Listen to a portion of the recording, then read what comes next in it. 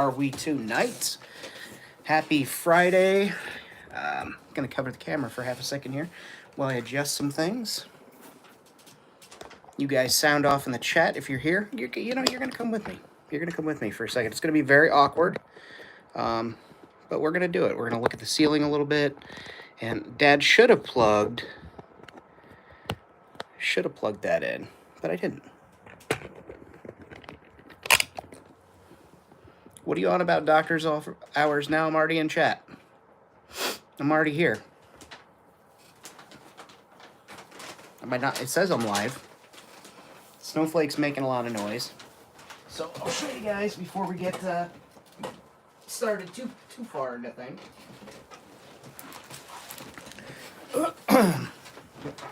Yeah, somebody sound off in the chat if this is working or not. There we go.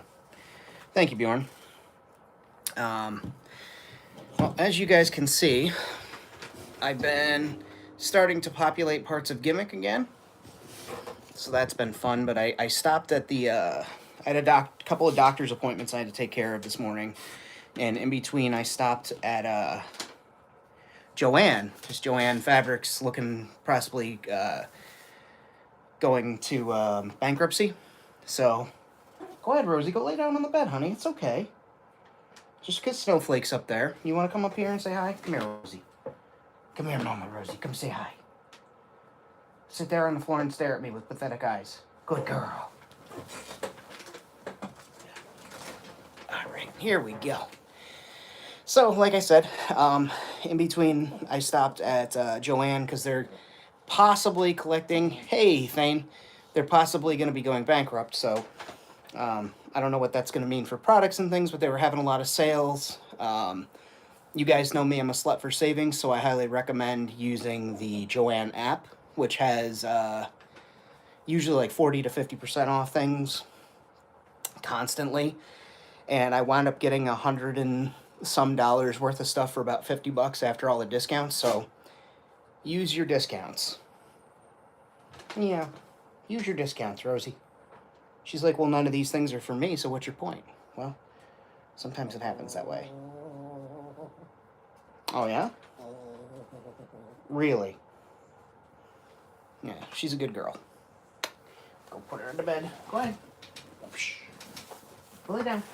Go ahead up there, Stark. And I did poke my head, and I was able to pick up Clayface.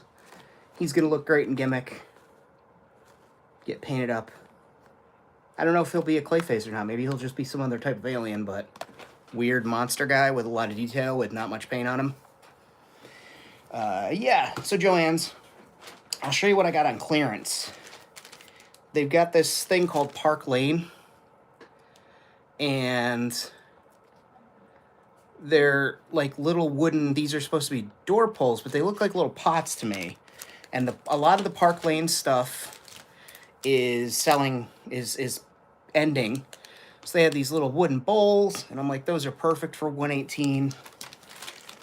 Plain wooden blocks. Man, I love plain square wooden blocks for boxes. Those are going to be easy background props and things like that. Pretty nice chair, like an unfinished, it's called Unfinished Miniatures, but like an outdoor seat. And then I got the love seat, and I think I'm just going to make it more science fiction, I think I'm just going to cut this flush to make it a straight line, but like an outdoor bench. These were only a couple of bucks a pop. Finally, they had my Eileen's Turbo in, so I stocked up on that. Got a replacement lime green because I needed that for my acrylics. This was on clearance. Snowflake is just having the time of her life in the Joann bag. She's torn it in half. She just keeps doing donuts on it. But I've been doing a lot of spreading down Mod Podge and using my brushes, which is a pain in the butt to clean. So I got a silicone spreader that was on clearance for $1.19. Then I got these beautiful little miniature barrels, and they are empty. And I'm going to put dinosaur food in them to put them on like a barn or at the bar, you know, so people tie up their dinosaurs outside. They have some food. And then they had a big sale on their not arts and crafts, that's not the phrase I'm looking for, scrapbooking section. So I just picked up various types and sizes of papers, different materials. Some of them have like little polka dots that you can feel, corrugated sheets in a smaller corrugation than some of the stuff I've been using, some solid colors, some wood laminate paper. So it's got actual like thin layers of wood on there. So yeah, I picked up some stuff. We'll be using that in some builds. Yeah, it's been a day. It was a day. I had a lot to do, and I'm glad I'm kind of feeling better now. I'm a little more awake, and just happy to be with you all, communicating with my friends. We'll just put that there for the time being. But yeah, I got that BB-8 just took a dive. I got going on this today. Last night, excuse me. I think it was Aunt. I texted. I sent a text to, and I said, "Hey man, I meant to take something out of Gimmick, or out of a box for Gimmick, and I started to instead populate my diorama. So I spent like an hour doing that last night or so, maybe a little longer, and I was just like, oh, okay, apparently I'm doing that. So I figured I would work on some random stuff. We could chat, catch up with each other. I haven't cut my hair in a few days. That needs to change. But what are you guys up to otherwise? How's everybody doing?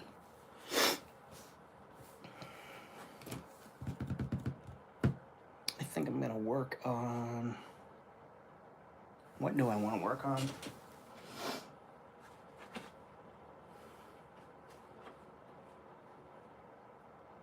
Oh, and that was the other thing I did get. They've got this furniture, like embellishment. They call it an applique. And what's up, Red? One of my patrons. And Lord of Thane is one of my patrons. Bjorn was the first patron. Thank you guys for being here. Patreon.com/FamineStudios. Hex. But yeah, I picked this up because this is going to make a fantastic railing. It's going to make a fantastic railing, and these were, I think they were like $11.99. You can sometimes find them at like Home Depot or Lowe's, your hardware stores, but usually more like specific, you have to order them online or things like that. But this is just, I was like, hell yeah, this will make a great railing. And it comes primed, so you can paint it whatever color. And boom, height, about waist high. So like perfect railing height where people walk up and put their hands on a railing. I take that, and it'll, you know, that'll do. That'll do. So, like I said, Joanne Fabric.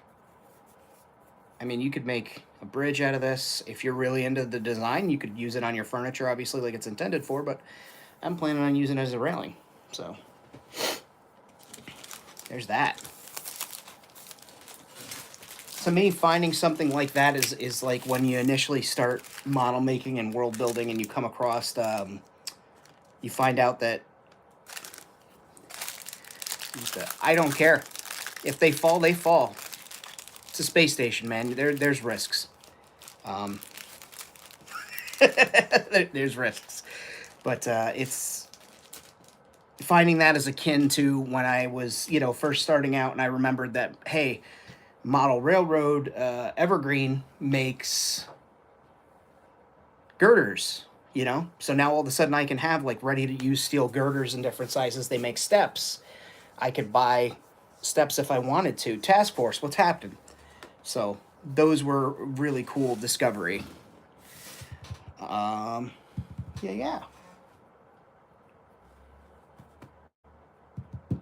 Oh, and I got this far. I guess we could start working on this. I got this far building the kit from Raoul, Mecha Station, Diorama Accessories. I modified it a little bit, and I guess we'll start dry brushing some color onto here and see where that takes us. Because I got a bunch of stuff I want to do, so don't fret. If I'm not working on something that you're not immediately interested in, I will be working on other stuff.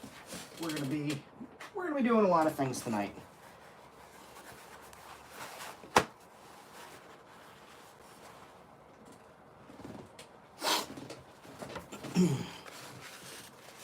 Glad to see everybody chatting, saying hello to one another, being friends.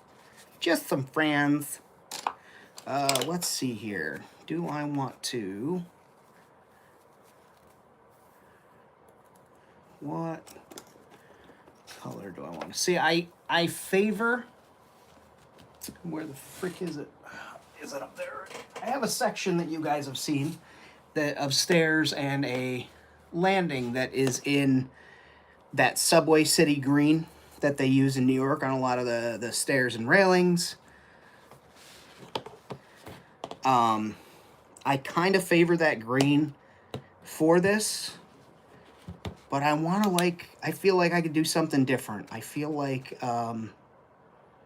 maybe we'll dry brush it silver and then we'll pick a color and kind of go ham. Maybe safety yellow for the top of the catwalk and the rectangles. Leave the rectangles black and silver.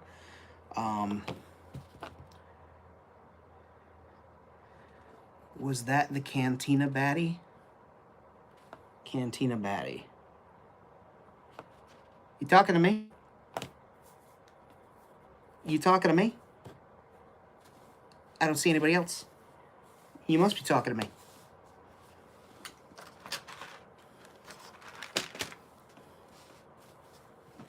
So I guess we'll do gunmetal. That's always a good, oh yeah, and I'm working on a Wookiee. Took the knuckles off of Chrysanthemum, a Wookiee from episode 3, Kashyyyk Warrior. His head was a little loose, so I did a little bit of hot glue. Doesn't have much range in his head to begin with because of the giant chin and everything, but that's fine. I can Michael Keaton his turn, Bigfoot turn, do the sideways walk. But anyway, that's on my docket too. We do need a new plain Wookiee. I'd love if they released a new, Kashyyyk Wookiee Warrior. That'd be pretty dope. Because, those were... Man, they really hit us when episode 3 came out with a ton of army builders. Do you remember that? I remember people scooping up the Royal Guards for the Senate Guards. People were scooping up the clone commanders, clone troopers. We had Wookiees, 2 different types of Wookiees in the line. Then it became 3 different types of Wookiees in the line. They really... They really did some crazy shit as far as, army builders go. I just remember, clones were my thing. I army built so many clones. And now I'm back to doing that. What is my life? This is kind of a wet brush, I guess, because I didn't wring the water out of the paper towel, apparently. But that's okay. We don't make mistakes. What was it Uncle Bob says? Happy little accidents.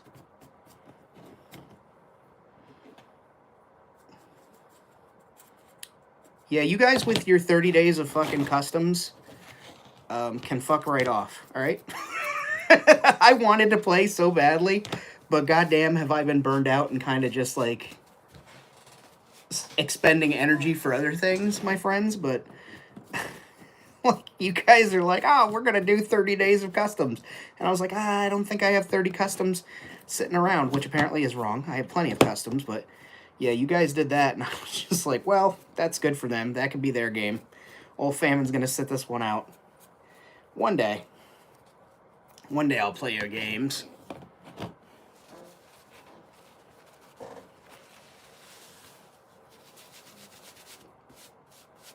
But it is, really cool to see. Almost like a organic resurgence in people doing custom figures in Star Wars, and seeing these big months where everybody puts out a lot of figures and a lot of things made me proud to be a member of the community, so it was good to see.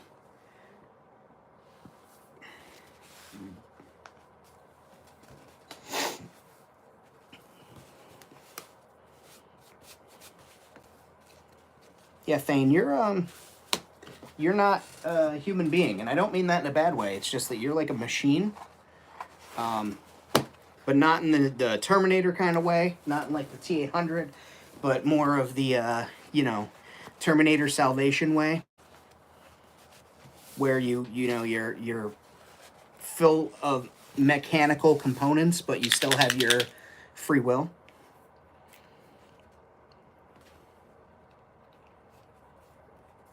And I mean, you get to see Moonblood good naked, so that's always a plus. If you got the director's cut of the movie.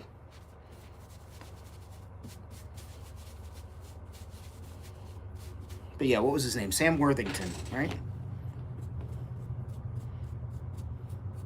Was the guy that played the Terminator in that flick. I liked him. Then he got all Jesus-y. I think he started doing like Christ movies and stuff, and I was just like, yeah, I'm out. But anyway, figure out your lab, reorganize. Yeah, I am currently in like a messy station. Like my station is, like this is kind of neat, but then like if I just rotate you guys, I got piles of toys there, packages over there that I'm still going through, and then, you know, gimmicks just full of stuff because I'm really awful. And sometimes I do that where I'm just like, oh, this stuff lands right here.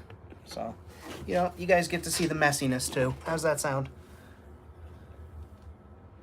Macon Hicks, what's happening? Haven't seen you in a hot minute here. Appreciate you stopping in.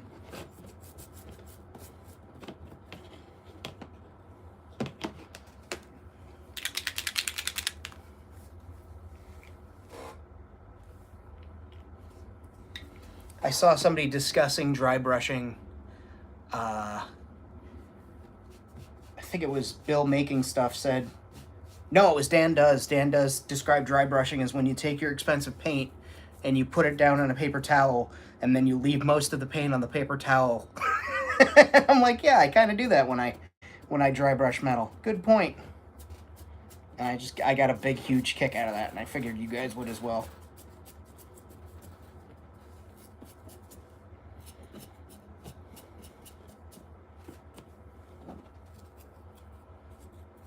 Look at that.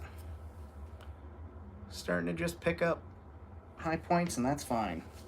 That's all we want to do. A couple of spots here. This is just low enough so I don't have to worry about photographing it from below. But the completist in me, not completist, I guess the artist in me wants to make sure that the backs of the legs on the interior have a little bit of weathering too, just so in photos it looks like that. Fighting a Audi, you naughty boy, falling asleep with me. Yeah, it seems like it worked out for the you know, the situation at hand that worked out with having to reschedule the show. Obviously is for the best, but you know, I hope everybody's starting to feel better. Like I said, I'm starting to feel better. Had my doctor's appointment today, so got some questions answered, got some other appointments set up, so you guys are stuck with old Famine for a while. So trying to get in fighting shape, you know. And I mean, with like the tariffs that are coming, I won't be able to afford toys or food, so I'm excited about that. So I'll lose weight no matter what.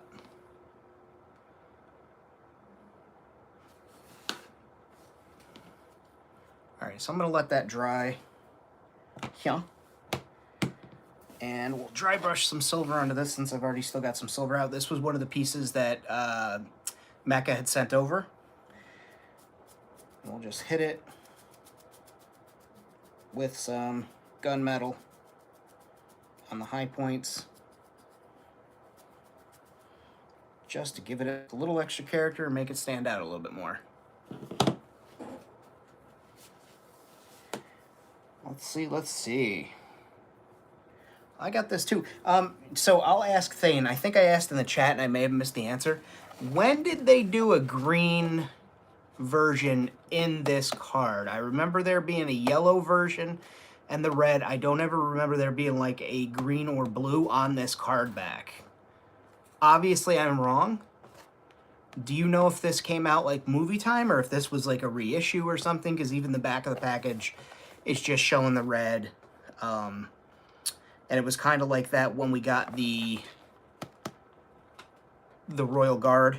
It was the Blue Senate Guard with the same body, but in blue.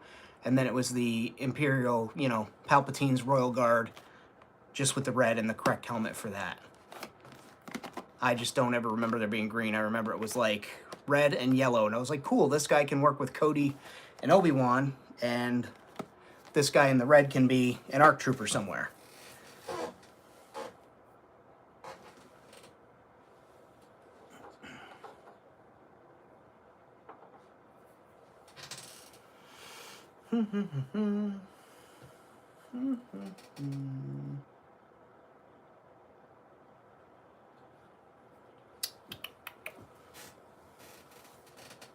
And here's one. All my Mad Max fans out there, did I ever show this off on the channel that I made?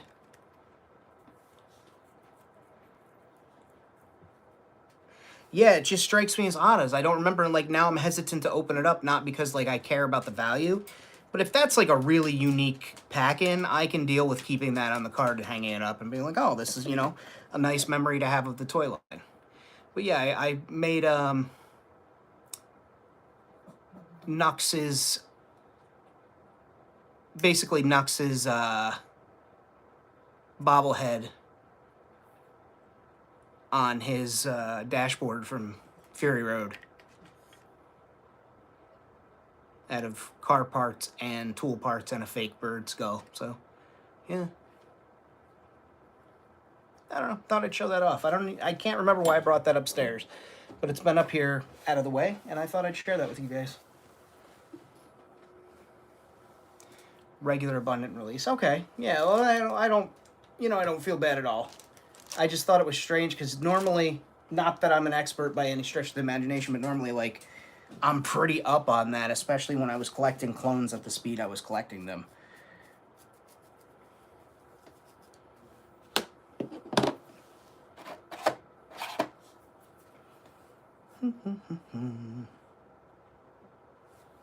I want to repaint this barrel. I've repainted it like 3 times. It's really sloppy at this point. I think I just want it to be a red barrel with like bands instead of trying to do alternating colors.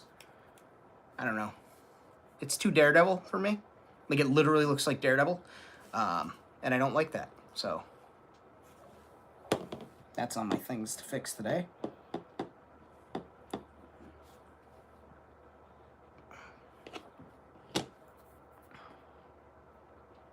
Also, anybody watching the channel, message me on Instagram, or anybody catching the replays, if you have any extras of the Jawa Daredevil. That's funny.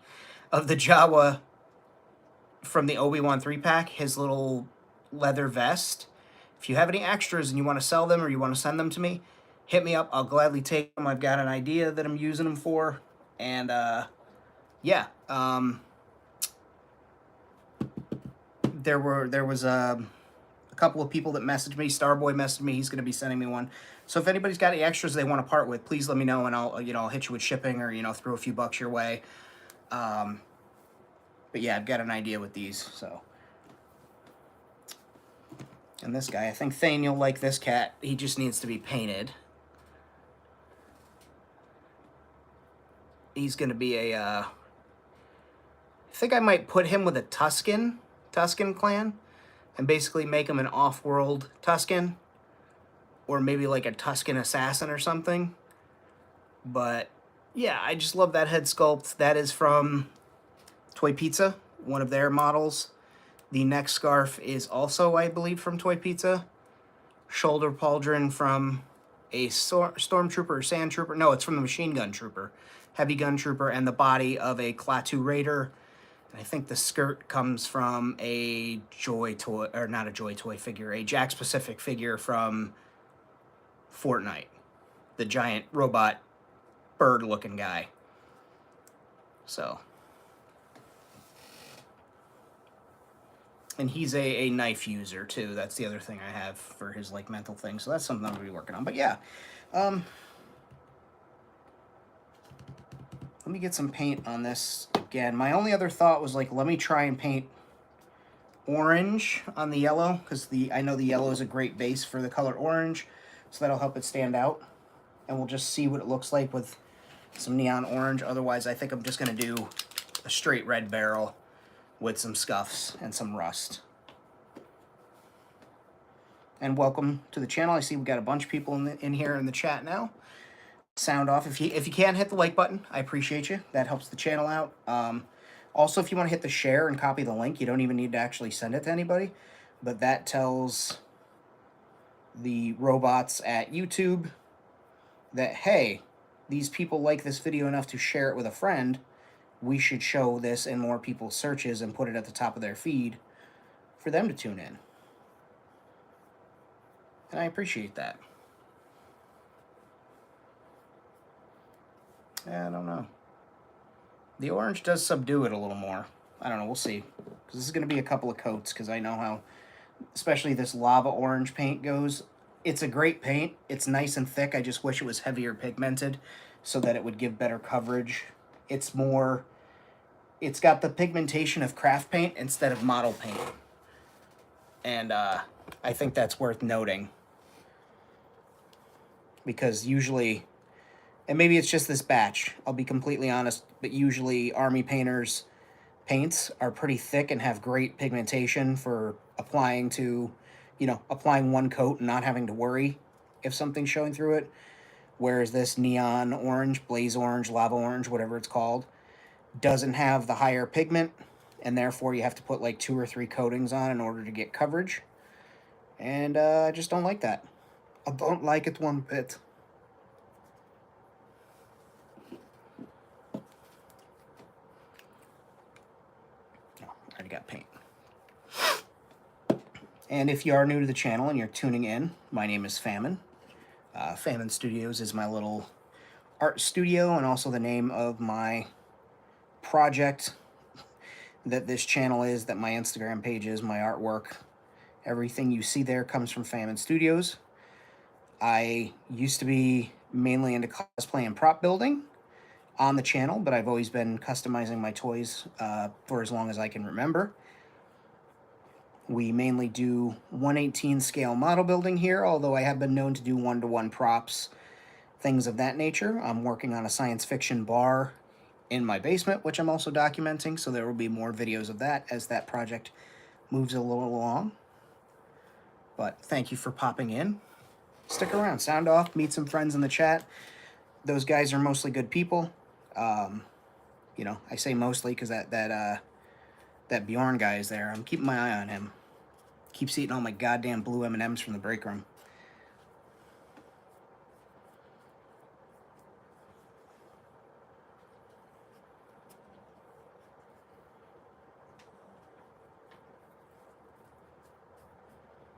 And it's currently sleeting outside here, and I kind of feel bad about the Amazon delivery now.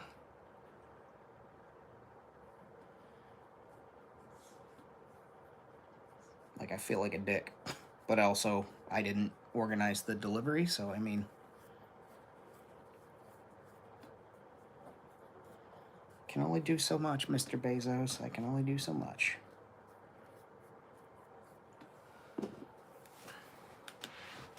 Hello, Stark. Why don't you go up there and lay down with Rosie?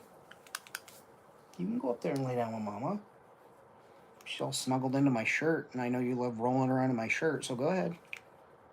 Go on, Stark. Go on up there. Good boy. Good boy.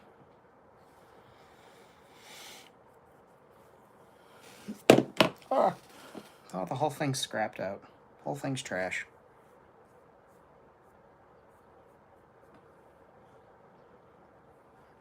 They're saying locally this is the coldest winter that we've had in quite some time, in 13 years.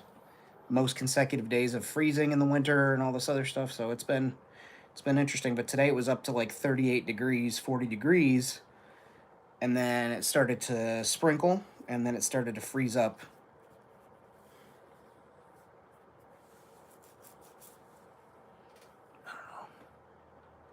It's a little better. Maybe with a wash, once it's all done, it'll tie it all together once I fix the bands and everything. We'll see. We'll see. Doesn't need to stay that way. We can always paint over or strip the paint, right?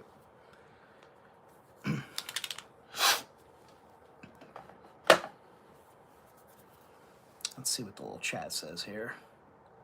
Where are you? Conversations? Chat viewing options. Live chat. There we go.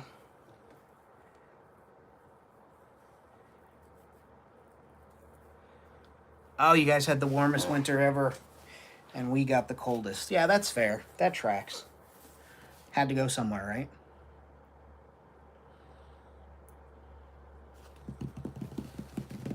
All right, so I've got...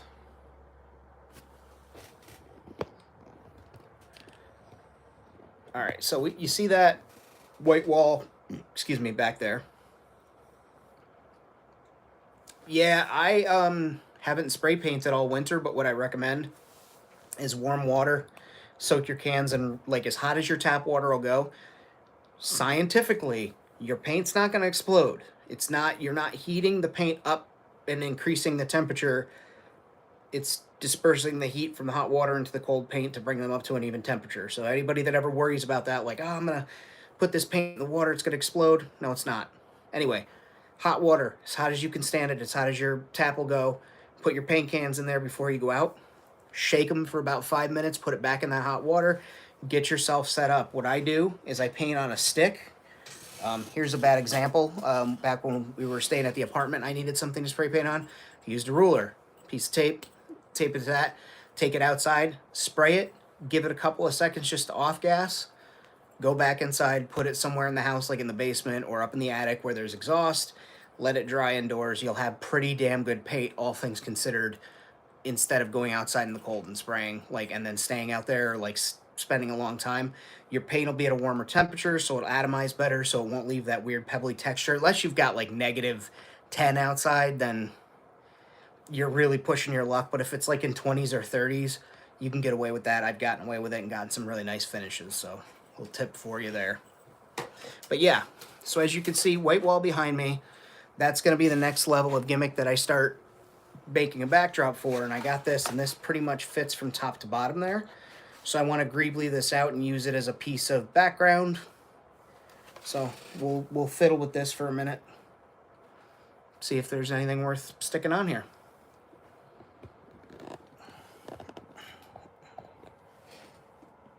Okay, get out of the way, barrel. Yeah, brother, everything you just described. Hell yeah. Do a little. Just hit the high points.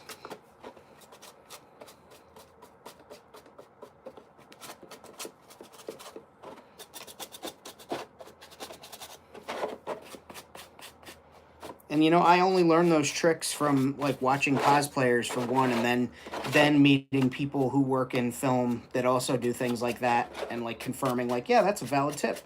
Not that I don't think cosplayers have valid tips, it's just pretty cool to see like the artwork crosses over, because when you cosplay, I mean, honestly, you're the props department, your wardrobe, your research and development, like you're all these things. So of course it, you know, makes sense that they'd have really good tips on keeping their paint from freezing and being able to paint in the winter. I just like to, you know, be a little bit of an ass and explain to people about the paint, because that's all I always hear is like, you're gonna blow up your paint doing that and blah blah blah. And it's like, no, you're not. Do you know how thermodynamics work? You're not creating more heat. Now, some idiots, and yes, I'm gonna go ahead and use the word idiot. I wouldn't listen to that famine guy. He's crazy.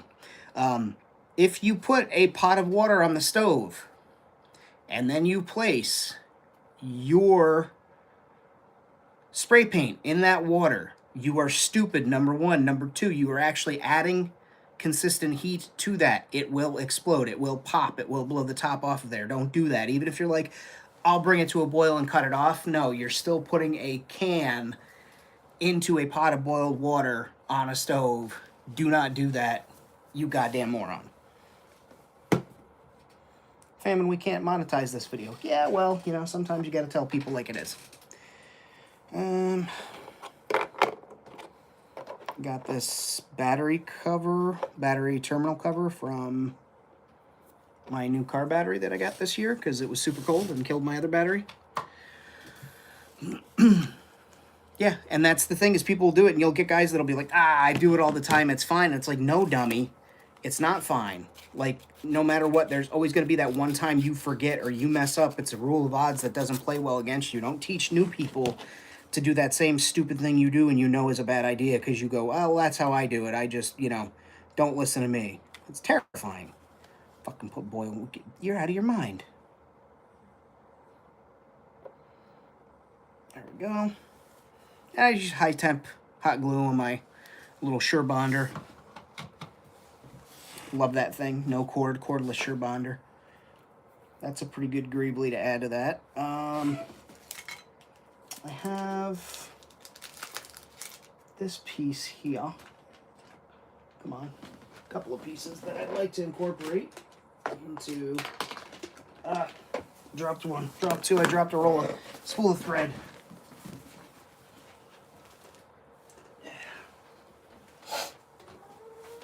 I love you, Snowflake. You're beautiful. I hope everybody heard you make that noise. That was cute. Hello, Mau Mau. Prettiest cat in the whole damn world you are. Love you. So I have this piece. I'm thinking maybe just like this. And then I could put hoses. I think that'd be pretty cool. And then the other option is I got this. And this can just look like a mechanical piece. Hot tap water's fine. Yep. Yeah, I don't like that there. Yeah, I see people giving that advice of use the stove and put it on the stove. And I'm like, no, hot water from the tap is fine. Like, anything else you're doing is very dangerous and very dumb.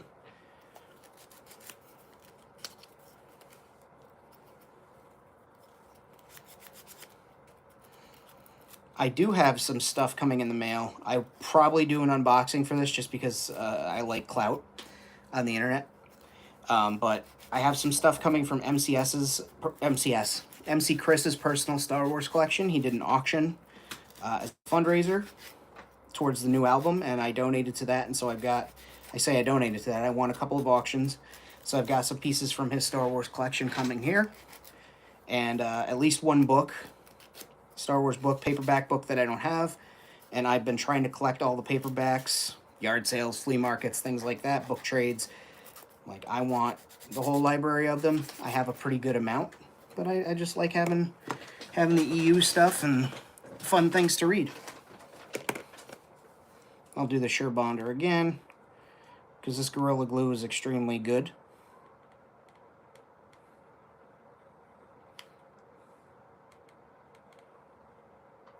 There we go. Have to go in and break up those extra threads, but just center that up there. Put. I'll push from behind. Giggity. And that makes that happen.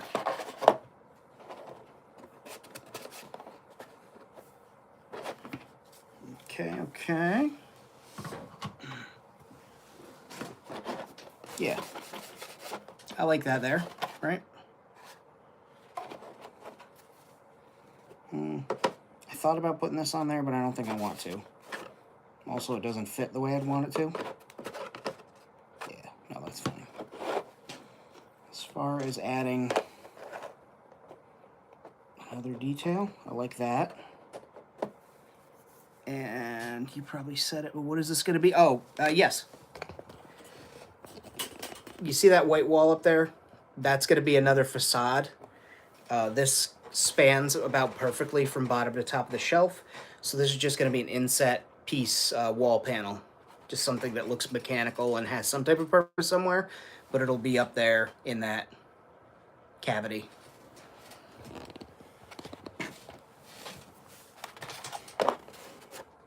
We love stuffing things in cavities here at Famine Studios. Facade, yeah. a facciate. It's a beautiful facciate. That's Italian for facade, in case anybody doesn't know. Also, I'm a liar. Facciate. That sounds like a dish. Let me get a bowl of facciate and some gabagool. We'll get some gabagool on the side. Anyway, nail file. Just scuffing this up. Want to make sure I promote adhesion between the two surfaces, but also I'm promoting paint adhesion when I dry brush this or go back and paint it whatever color I want. I already went over it with a Scotch-Brite cloth, but I want this to have a little bit more scuff to it, just to make my life a little easier as I proceed with painting on this. Now this is probably, well, yeah, we'll use the Surebonder again, because why not? Also, I highly doubt my buddy Joe is watching right now. He's probably out celebrating, but he is an attorney. He helps people that basically, get injured on jobs, get injuries, at places and things like that. He just won $1 million case. I am beyond proud of him, how hard he worked through law school, staying out of trouble, staying up, studying instead of going out and drinking and partying and all these other things. Like, he really put his head to the books, and I'm very proud of my friend. And so, Joe, if you see this, congratulations on the $1 million win.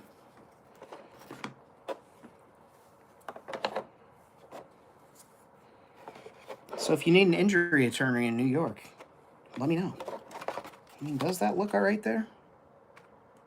I don't love it there. Because, like, there's nothing... I could backfill. I don't know. And I don't know why I'm so eager to use that piece either. Like, I don't have to.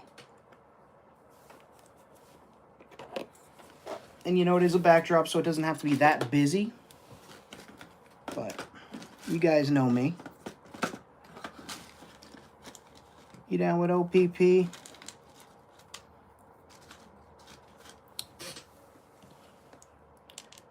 No, don't put that there. Yeah, right? See, that's what I'm saying.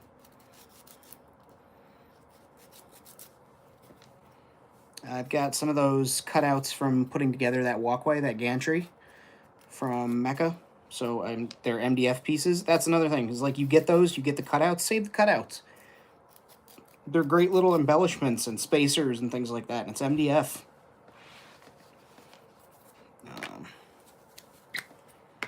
Gonna use Craft Bond Extra Strength. Just because it's funny. Why is it funny? I don't know. Where am I putting these? No idea. Here we go. There.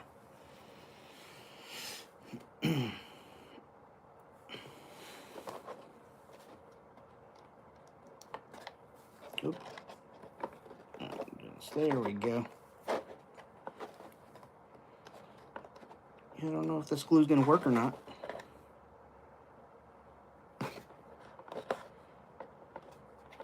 Because this is the super, super mega ultra strength glue stick that I used to do my eyebrows when I did Count Orlok and Darth Vader.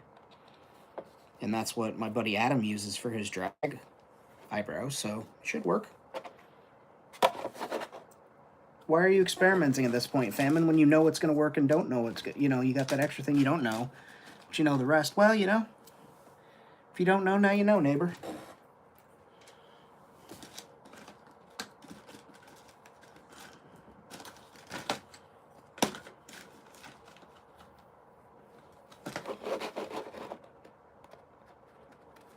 And for those, like, this is another, like, modular type piece. This one's not going to be modular, but you get the idea, like, where I like to have things on the side. Still working on populating that, but then I'll re-black everything, re-dry brush it, get it to the colors that I want so it all blends. But that's just another piece I've been working on. I've had bits and pieces all over, and I found that probably it's part of my ADHD, but I also know it's a common thing among artists, so I guess I'm not that tied to it being part of being anywhere on the spectrum. But like if I bounce from project to project, sometimes I get a lot more done just because I'm not super focused on one thing and let things slow me down. So I think this was just a case of that, where I bounced through a few different jobs here and there, and now they're all close enough to being ready to be applied to Gimmick. Not sure where I was going with that, but you guys got to hear it first.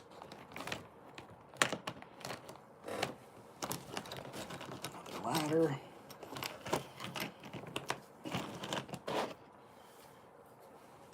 Okay. So I'm going to let that glue dry, or attempt to dry on there. So let's get some bands on here. I'll paint the bands black. Take a look at it. Then see if I like it that way, or see if we'll move forward.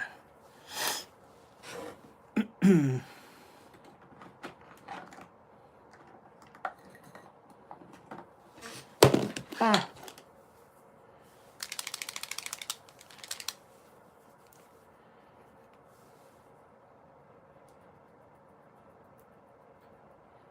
And also, anybody who is, just joining us, we've covered that.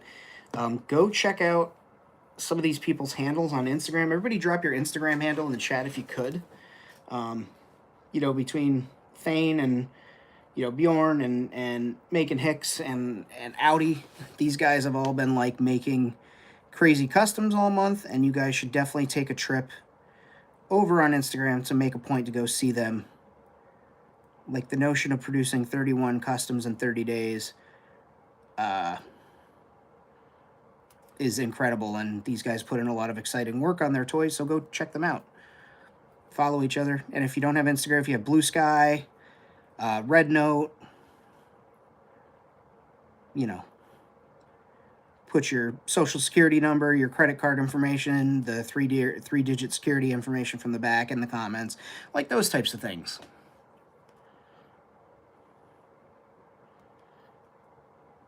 Mother's maiden name, just the little stuff,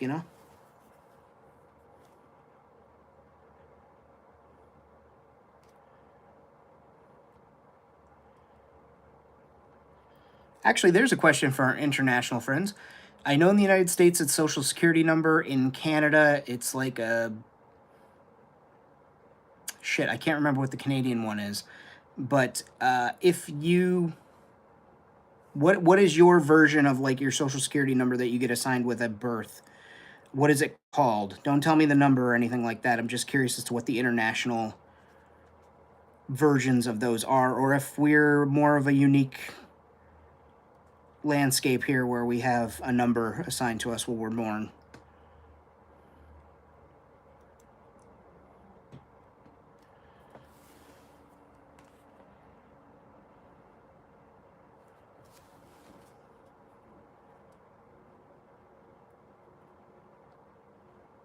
And as you can see here, just adding black to the band.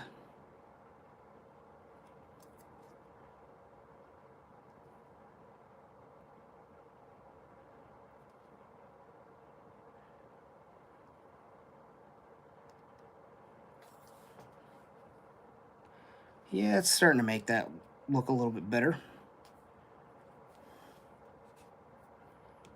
I don't normally paint with goddamn rings on my finger either. Ah, damn it, they took He-Man.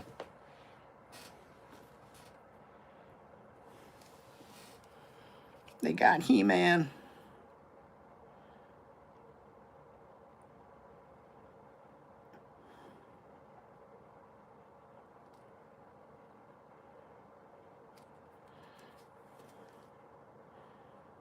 Better not be Optimus Prime next or anything like that. I'll lose my goddamn... I'll be crying.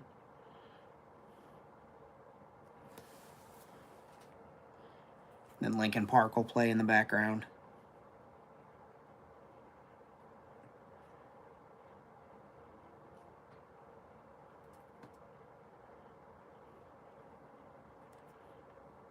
Thanks for joining me tonight, guys. Appreciate the company. Social security number in case you get a job. Taxpayer identification number. Okay, yeah.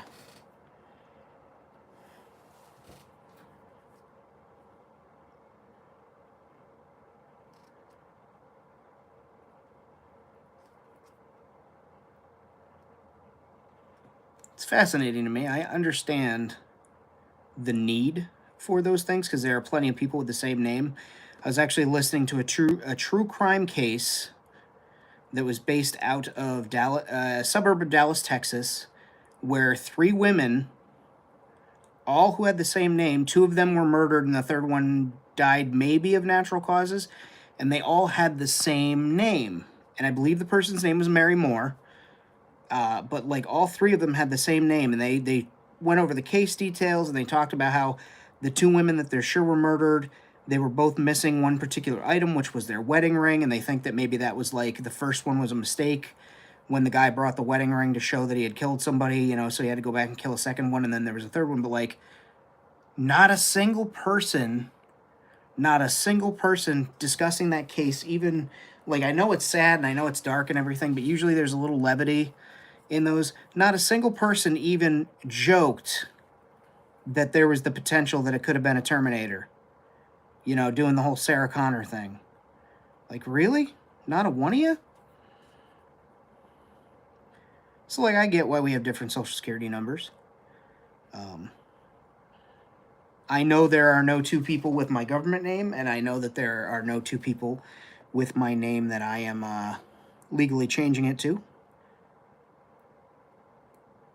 But there are plenty of people out there who have the same first and last name, or parents that do the first and last name and don't do junior.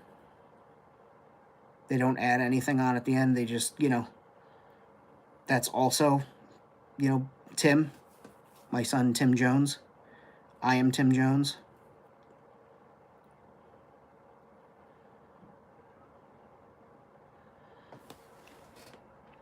And also, again, for those who donated to Ko-Fi, part of the reason I have such a good quality feed now is because I was able to update my phone and update my filming position. So thank you, and to patrons as well. This is part of it, part of the things where I said that I put it back into the channel, because like, I could have rocked my old iPhone until the cows came home, and almost did, but the opportunity for me to be able to do that was there because of you guys, and I appreciate it.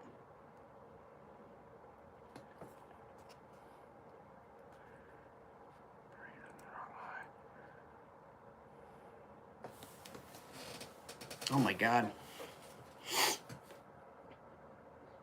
But yeah, it was very, very interesting to hear a court case, knowing that the people had this, because the woman called up and she was like, "Hey, you know, we need to pick up the jewelry from Mom's cremation," and they're like, "Yeah, just as soon as you guys come pick up the body for, you know, your service." And they're like, "No, like, we just buried Mom. We're just picking up her jewelry." And they're like, "You must have the wrong name." Well, it turns out the 2 people had the same name, and they were at the same crematorium out of all chances in the world. And so that was like a whole part of the case, too. But a friend of mine in high school had a buddy that he made from MySpace, I think it was, because he found somebody who had the same exact name as him when he was trying to do something and he couldn't get on, and then messaged the person, and they became really good friends, and they were both about the same age, and they were several towns apart. It was very funny.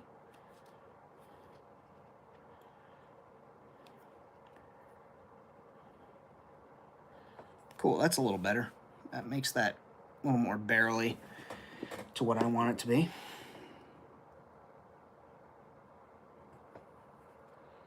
Put a cap on it for now.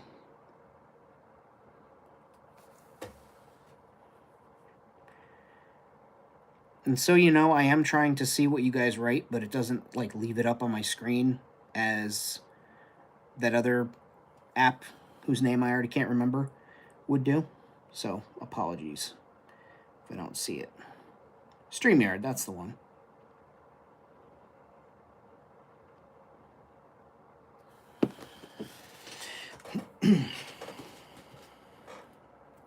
Alright, so we'll put these paints away here. Put this guy out of my way. Over there drying too. So let's do base color on here. Do I want to do black and yellow? Yeah. Yeah.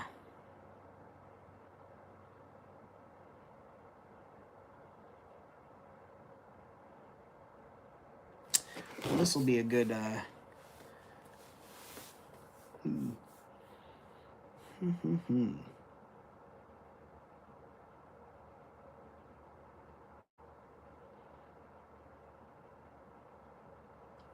All right, I got an idea here. Just grab these paint markers here.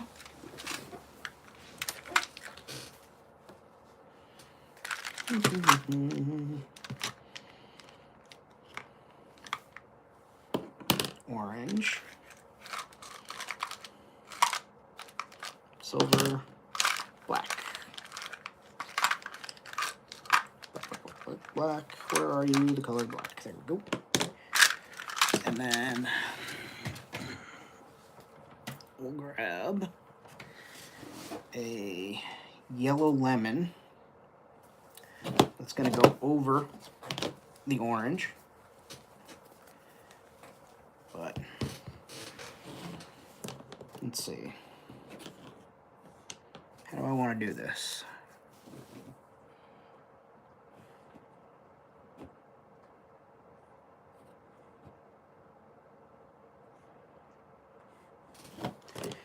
Guess we'll go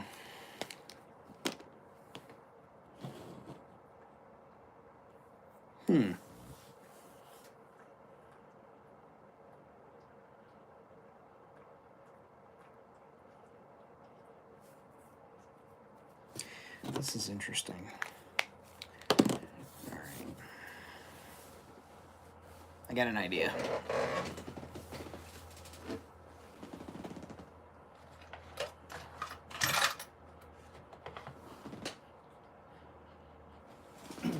Might not be a good idea.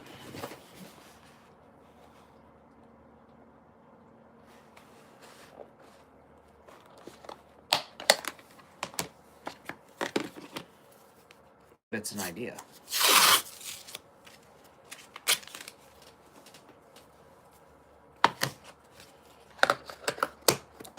I prefer frog tape. You get a better line than the blue tape.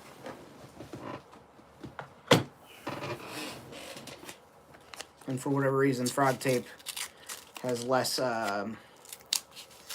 their adhesive doesn't pick shit up off of the part.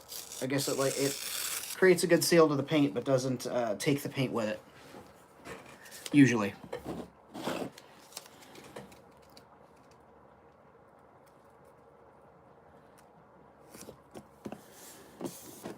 Okay. So I got my orange here.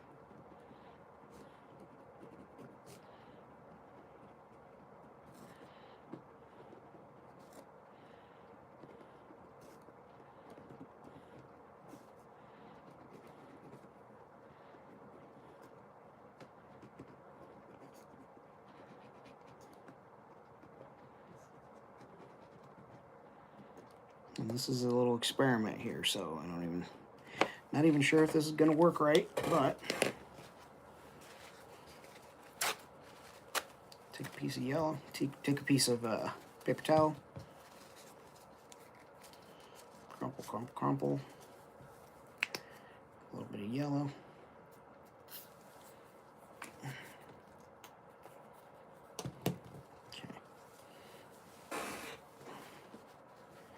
Yellow one there. That's closer to what I want for application. And then just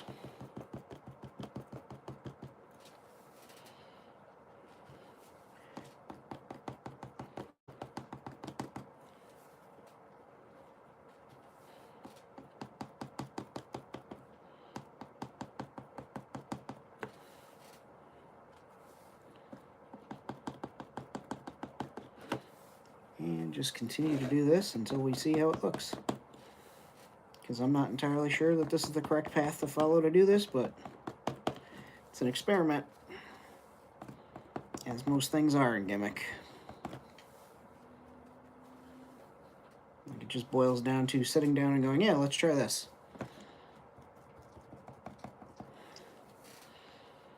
And if you're curious why I put the orange down first, putting a layer underneath your yellow, usually an orange or a pink, really helps make the yellow pop.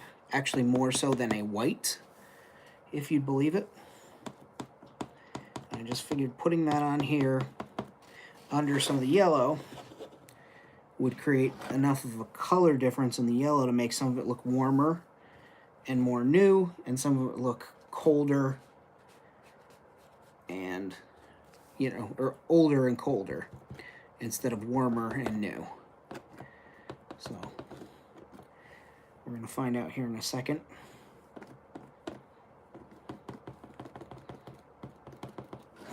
Okay.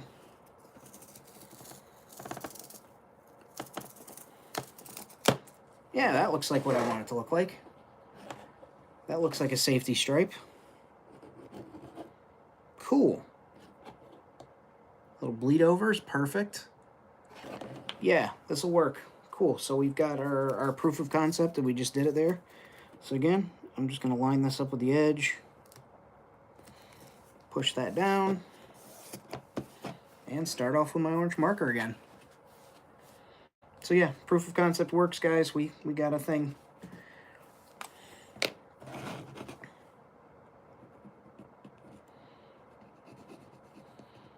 And what I'll do is I'll do my best not to like mirror what I did over there exactly, because you don't want that recurring pattern that way.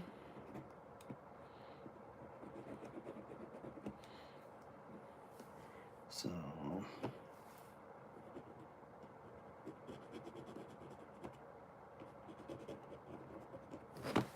there we go.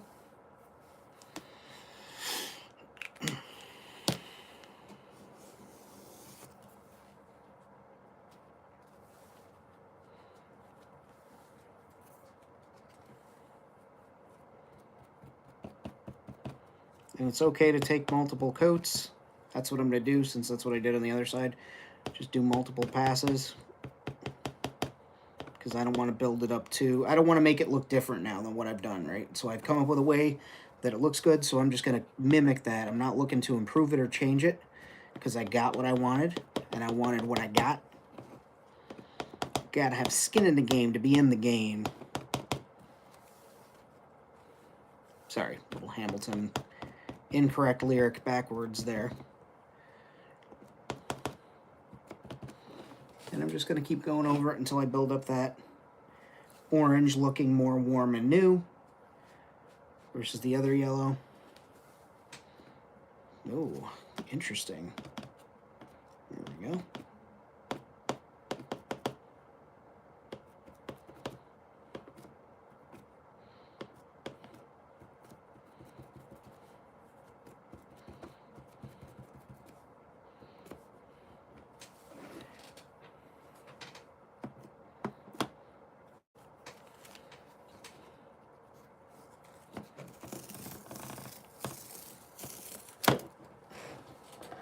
Cool. So we're going to do that, and we're going to do this end, stairs, and then probably a line in between each. Jab along, what's happening?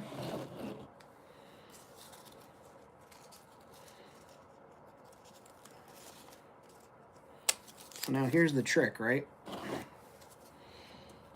Here's not messing it up and getting it every other place on the layout, at the diorama piece, the layout. It's Friday.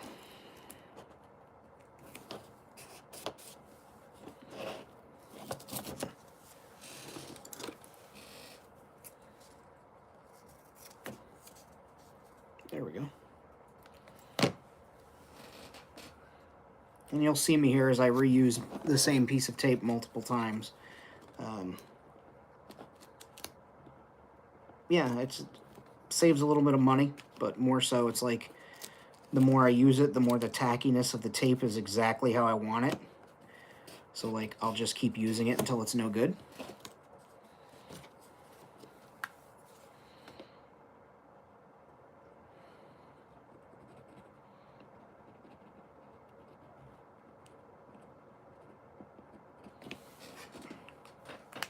Actually, let me just do that right meow.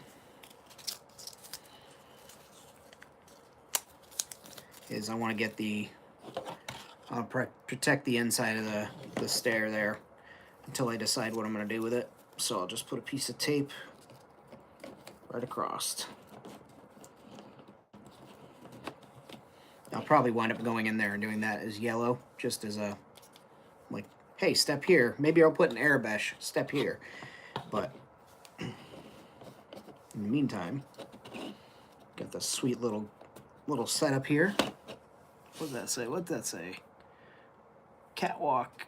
No, the Catwalk is a MDF print from Diorama Accessories / Mecha Station on Instagram. You should check out his stuff. They are an MDF laser cut kit, and I like it a lot.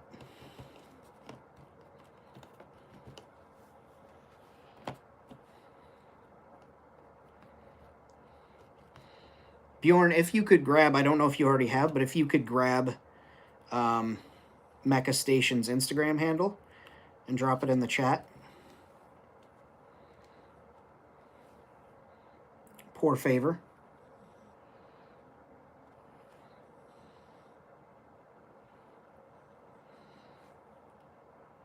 There's another one that's got 2 different pieces on it. I just haven't put it together yet. But I ordered 4 of them, so I'll have plenty of practice and plenty of extra pieces to make improvements on. Hell yeah. I don't know why I just took that piece of tape off. Ah, boy. Famine, you're so funny. Damn it, don't I know it. I'm all out of my booty juice.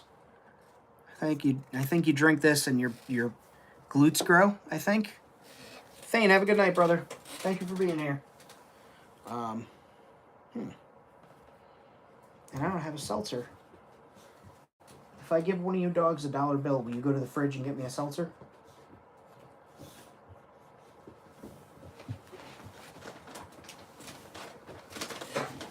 Stark's gonna go to the fridge and get me a seltzer. Oh, Stark, say hello. Thank you, Stark. Careful.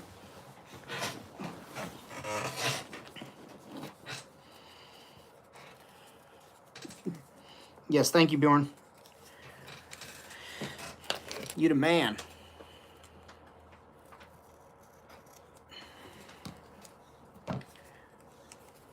Are you the key master? Are you the gatekeeper?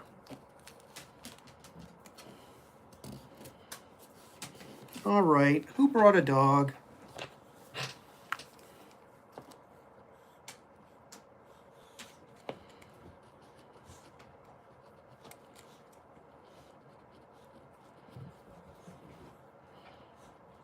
I absolutely understand his choice of not coming back to do acting or anything like that. Although he's done a couple of very funny cameo bits where he doesn't even have to talk or anything, Rick Moranis. But I would have adored it had he come back to be in any of the films. But I absolutely understand.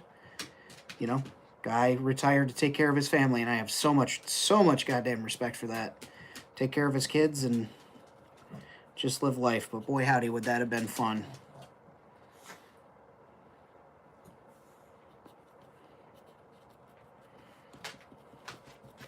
What are you doing, Cowman? Did one of Snowflake's kibble fall to where you can't get it and you're having a little meltdown?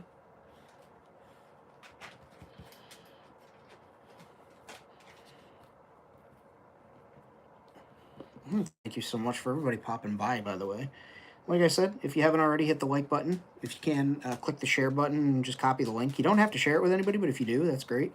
That helps this old Instagram know that people like my stuff and want to share it with other people. and that helps out the channel. Task Force, what up, what up?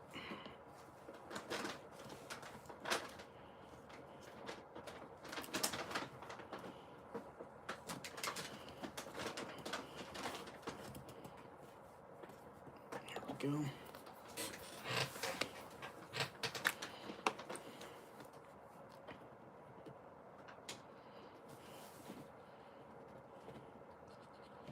Again, I'm just putting down the orange to make the yellow a little bit more when it's applied.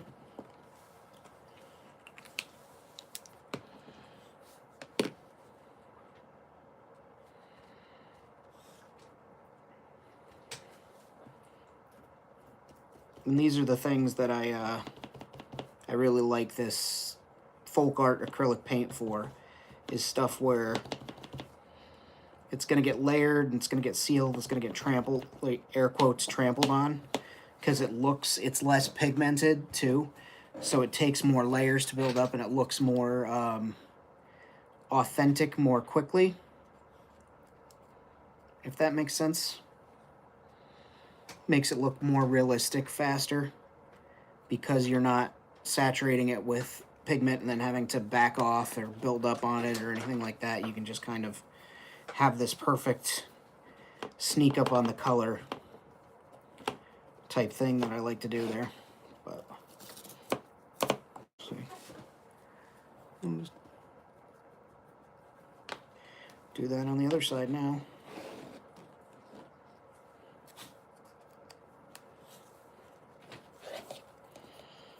I'm about due to rewatch Andor. I think maybe I'll do that this week. I've been really thinking about an Andor inspired tattoo.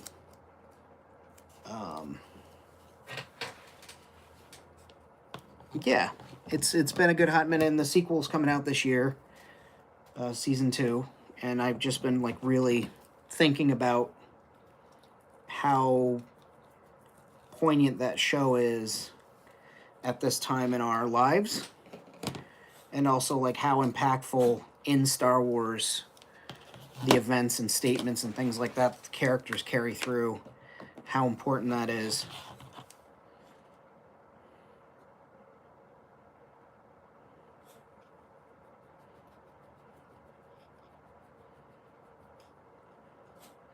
I don't know.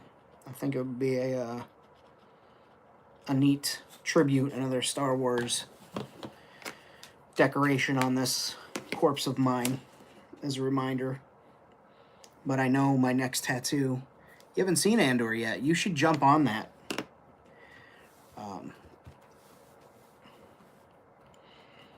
But I do have to get a tattoo for one of my best friends who passed away, Jamie. He was a fantastic friend, human being, father, great author as well. He's got books on Amazon under Jamie Sheffield, Tyler Cunningham Adirondack Mysteries. I am, not to toot my own horn, but one of those characters is based off of me in the first and second book, I believe, my character exists in. And yeah, Jamie was a fantastic author, great dad, and when he passed away, I wanted to get something to remember him by, because he was also the one who encouraged me nonstop to become an author, and now I have a published book. You know, I'm a writer. You know, he told me to stop being afraid of calling myself a writer and be a writer, and now I'm a writer. And I also applied a lot of what he said to my artwork and things of that nature, and I want to get a tattoo to honor him first. I think that's the most important piece to do.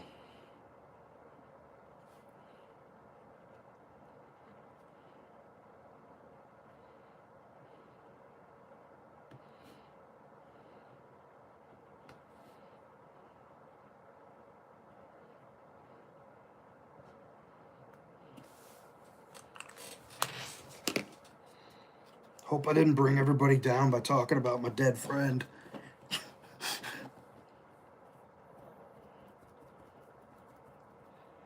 I appreciate that, Jabalong. Yeah, it happened over the summer. Excuse me, over the past year, and we had his service over the summer. But I've just been thinking long and hard about what I want to get tattooed on me, and it's something from the cover of his first book that will always mean something to me. And, you know, of course, I'm always going to think of Jamie when I have it, and so I want to get that done first. That's so important to me.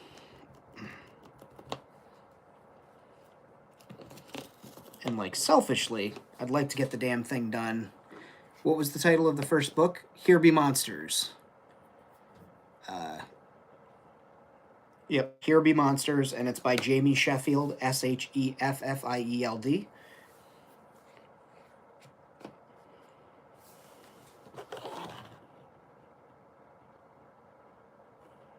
Hell yeah, it's starting to look good.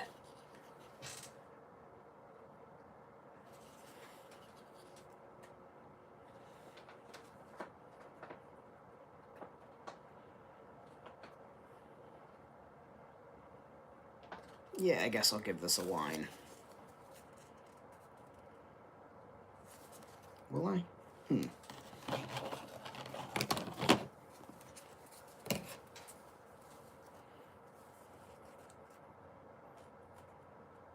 we'll see.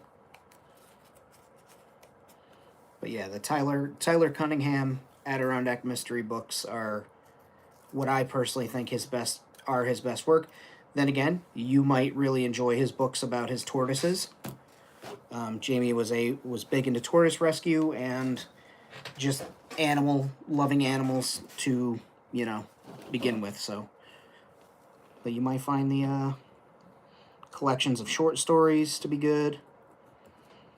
He's got one that was $5 that is his pride and joy, and it was a little pocket book, and he was just so happy. He loved the idea of having a $5 book on the shelf that was just always $5. And I remember I asked him for a signed copy, and I got my copy from him, and he charged me $6. So just as a friend as a joke, but that's, oh man. And it's always like I still, whenever I go to Barnes and his books are available at Barnes and Noble as well, in case anybody wants to buy physical. But yeah, it's still one of those things. I look for his name on the shelf in Barnes and Nobles, and it's Barnes and Noble, and it's nice to see your friend's name sitting there on the shelf staring back at you, even if your friend's not there to see you. So I always like to give a little shout out to my friend there. But yeah, I want to get something from the cover of his first book tattooed on me, and that's going to be my big tribute to him and the things that he taught me and the advice that he gave me in life. Ooh. Oh, cool. There's the chat. Writing stories led to your desire to create custom characters. I actually have a... Yeah, it's that old map style. I actually have a figure of Jamie that I've slowly been working on. He very much...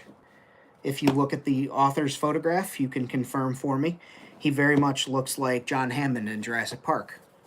And so I'll be using a Hammond figure to make my Jamie Sheffield adventurer. And I have a giant tortoise for him, a giant space tortoise that he travels with. And that's another little tribute I have. I want him in Gimmick. You know, when I said Gimmick is a mental health project, it's one of those things too, is that's part of grief, is also celebrating somebody's life. Yeah, that's looking dope. Right, so it's got like that emergency striping, but it's also not too in your goddamn face. Like, look at me, I am danger, I am danger.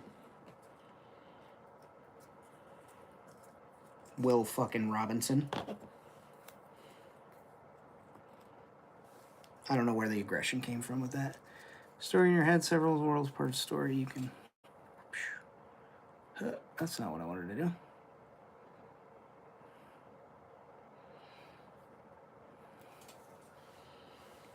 Yeah, I've got so many different ideas and things, and that's why I'm trying to keep Gimmick flowing and as fluid as I can for the stories I want to tell. And I have a long story like mapped out, and there's just going to be things along the way that I want to do before I get there.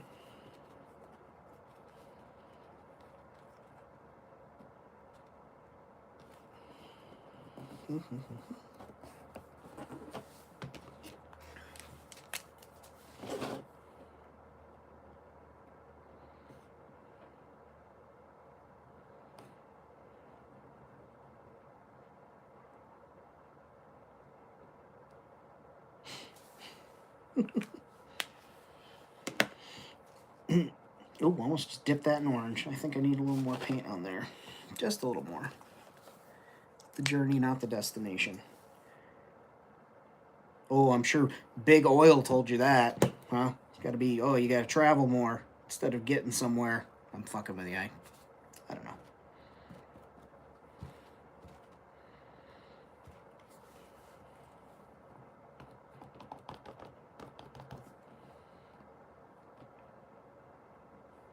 And how is the weather where everybody is? Like I said, it's like sleet snowing here, and cold. I know some of our West Coast friends are.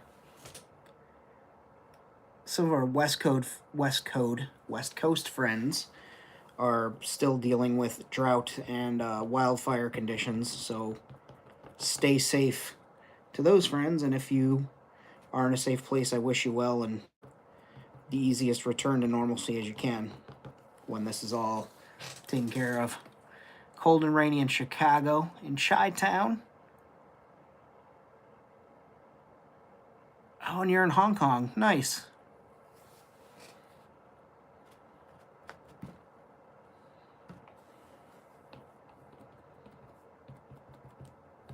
You know, one question I've always had about Hong Kong: how diverse is the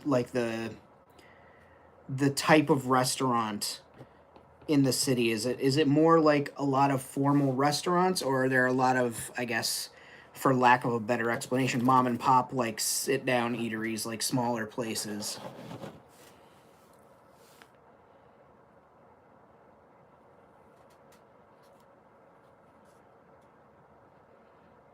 Well, 36 and raining.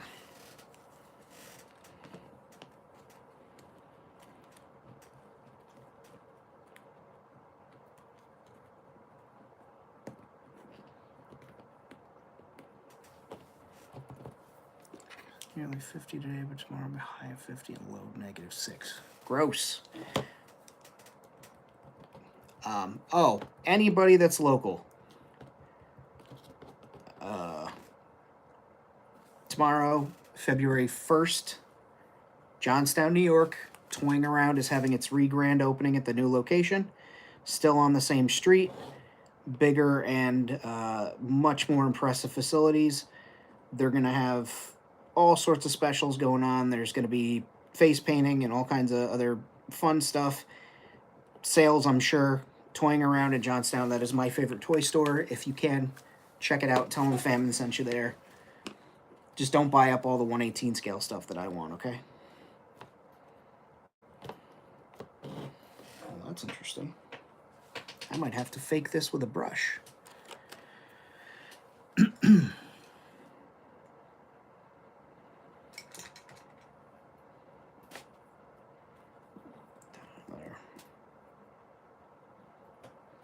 You guys say, Famine, what do you have to fake?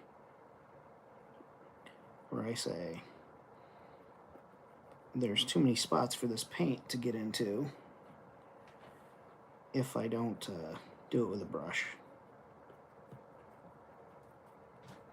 And then you go, oh man, why didn't you just do it that way in the first place? Thought you said you didn't want to change your style. And then I go back to that conversation. I remind you that I said this, that sometimes you make a little bit of a change along the way, but try not to. So many small space. Hong Kong is a food city. Restaurants are everywhere. Mom and pop a hole in the wall up on. Yeah, I know I know that the Kowloon Walled City isn't in Hong Kong, but it's, you know, similar. It's like, I would have been so fascinated to have been able to go there. Oh, that's a lot of yellow. Go there and just eat at one of those places that was, you know, a restaurant or whatever inside of somebody's home. Like, just that is fantastical to me. But it reminds me of, like, we grew up very impoverished. I before my grandparents took me in, like, there was not a lot of time where I had a lot of belongings or anything. Probably why I buy so many goddamn toys. But anyway, we grew up very poor, so like sometimes our neighbors in our tenement that we lived in Texas would just um, I'll show you in a second. I can make it pop up on there, but the orange is basically making the yellow a warmer color than the cold yellow on the black. But yeah, we were very destitute, so sometimes like different neighbors would make dinner, and we would just go eat with our, you know, friends' families and things like that. And it was just eating in somebody else's house and different ways to sit. And there we go. So you see how you can barely see the orange? You know, maybe it's a little rust or whatever, but it just makes the yellow be brighter in certain spots. That's what I'm working for.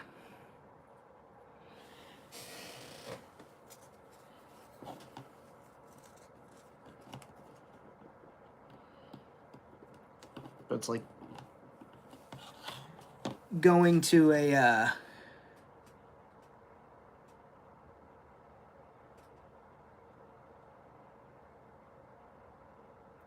also going to like different people's homes and eating there, and like not super knowing them, like knowing that they're neighbors or whatever, but like not knowing them personally or anything, um, is fascinating to just go into somebody else's setting and experience whatever that experience is going to be right there. Um, like that fascinates me, that part of it. But I also can't be like to a stranger, like, hey, let me come over for dinner for $20. You know, like it doesn't, unfortunately, doesn't fly around here. If somebody came to me and was like, hey, I'll pay you to make dinner, yeah, it's remarkable. I was, you know, I've watched a lot of documentaries and read up on that, and like, you know, seen projects that were inspired by it. Gimmick, part of Gimmick is having like just attached buildings that are almost parasitic architecture where they're just building onto buildings and including stuff. Oh, wife's from Taiwan, people's homes. That's so cool.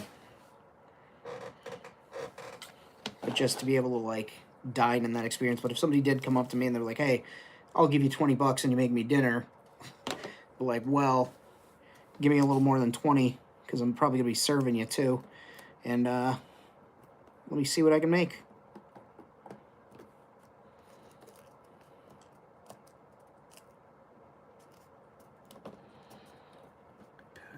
Yeah, nice little.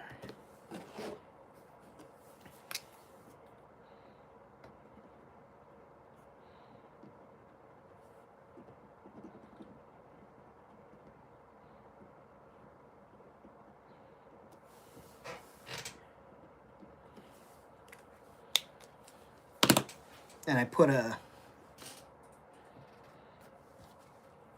Yeah, I feel like when I say when I do a Japan vacation, um, I feel like I'm gonna need to take like 2 to 3 weeks for the trip, just because there's so much of Japan that I'd like to see, and that they make travel easier and accessible,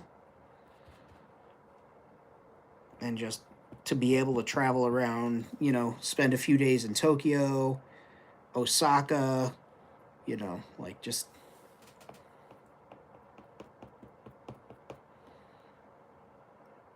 explore.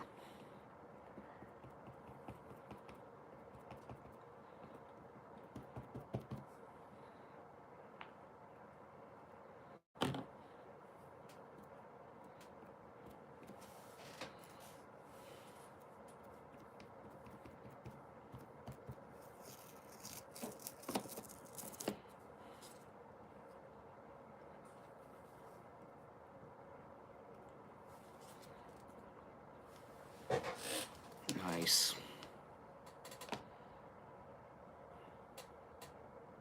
This video is incredible. Everyone should see it once in their lives. In Japan is another world. Yeah, something that had never occurred to me was the lack of vehicles you ever see parked on the streets in Tokyo, in movies and, you know, cartoons, video games, things of that nature. And it turns out is they don't allow cars to park on their streets. And some of their streets, they don't allow cars to drive on. And I'm, like, fascinated by that. Like, you know, they make their world accessible to everyone instead of just those with cars. And it's, like, so considerate to the average person. Like, just your baseline human being is like, here, you can take a train, you don't need to have a car, you don't need to worry about parking, like, see the city, here you go. Like, that's incredible to me, and so foreign, not in a foreign, like, oh, that's how the people that are not from here do it, but just like in a it's so non-traditional for us here. Like, our setup is very much like, get a car, buy it, rent a cab, take a taxi.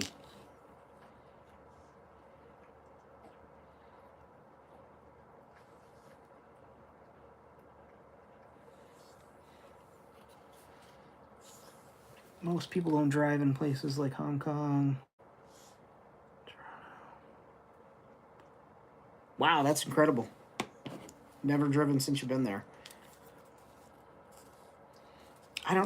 Maybe this is just the American, you know, the American rugged individualism and exceptionalism and all that other bullshit, but, like, I wonder if I would be able to get used to that, not driving myself everywhere and relying on transportation. But I'm also used to, like, public transportation here in the States and even in New York City is, like, it can be reliable, but also it's never going to be reliable here.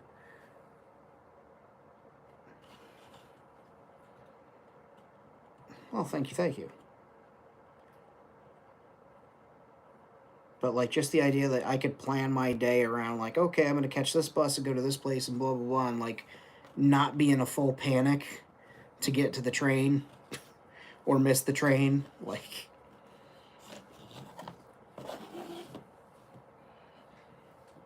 I highly recommend traveling outside of the United States, Bjorn, even if it's just Canada and Mexico. And I say just. I don't mean to insult anybody from Canada or Mexico.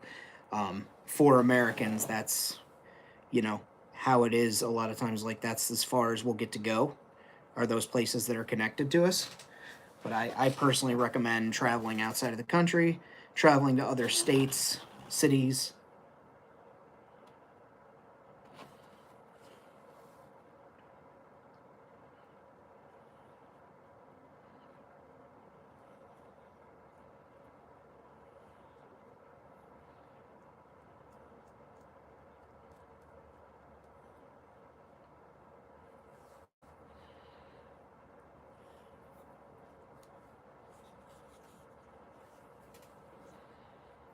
Yeah, I do recommend. Although I have an embargo against Canada, I haven't gone back since I was robbed in Canada. But it's not a statement on the Canadian people. Just a statement on the lack of how they handle things there, like theft.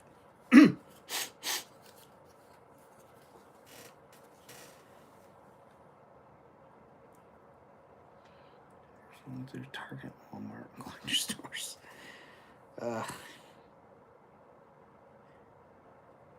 Yeah, I get that. Some days I think about that. Like, oh, I could give up, you know, this life as long as I have access to X, Y, and Z. And then there are other times where I'm like, I could absolutely give up this life and never, you know, touch or own another thing again, except for, like, you know, a fork and a knife and a spoon and a dish. Just depends on the day. Depends on my mood when the day starts. Putting more safety yellowing on here to make it safe.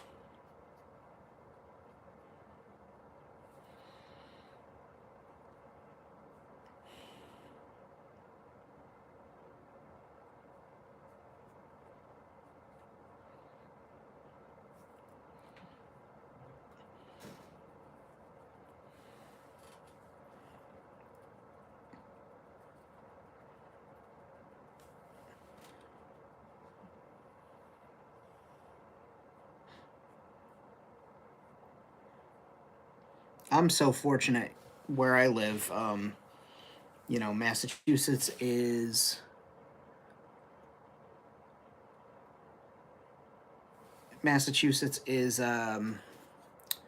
so very close. Vermont also very close. You know, New Jersey is right there if we go downstate. Pennsylvania is right there if we go downstate. So living in a centrally located state like New York is very fortunate um, for me. You know, not fortunate for the people whose states I visit. They fucking hate me when I show up. Um, you know, been asked not to come back to certain states, but yeah, words in a sentence.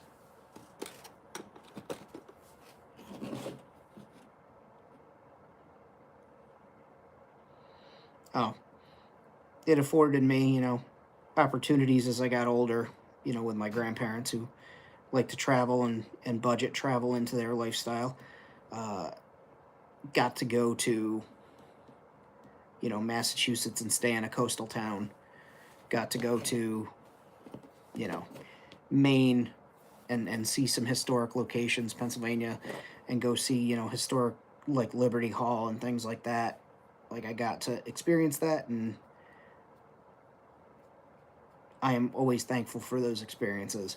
But I recognize not everybody gets them. But being that close to that particular city, that particular state, has been beneficial.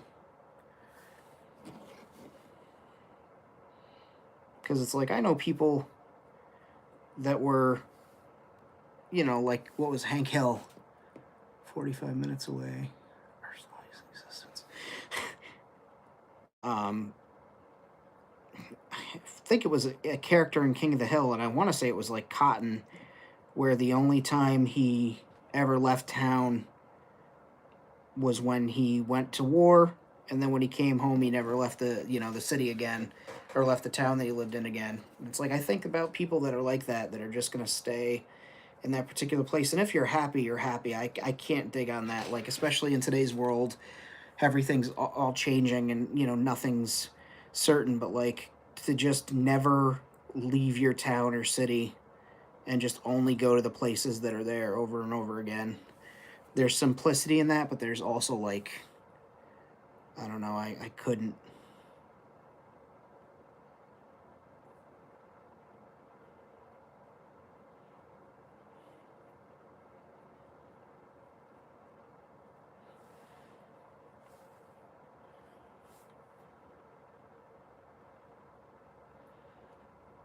And I've got some friends that are like in love with their hometown, and they're like, I can't wait to, you know, retire, move back home to my hometown. And you just hear about it, and it's like, oh, there's only a gas station in town. There's, you know, the library's only got 17 books, and 3 of them are still missing. And they just love that. And I'm just like, man, I couldn't. Ugh, boy, I could not.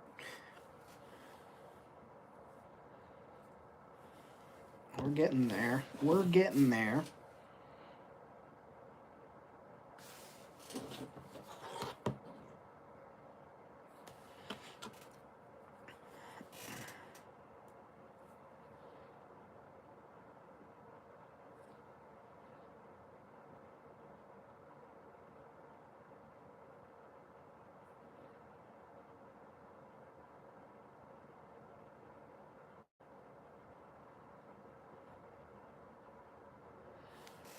Cool. Hmm.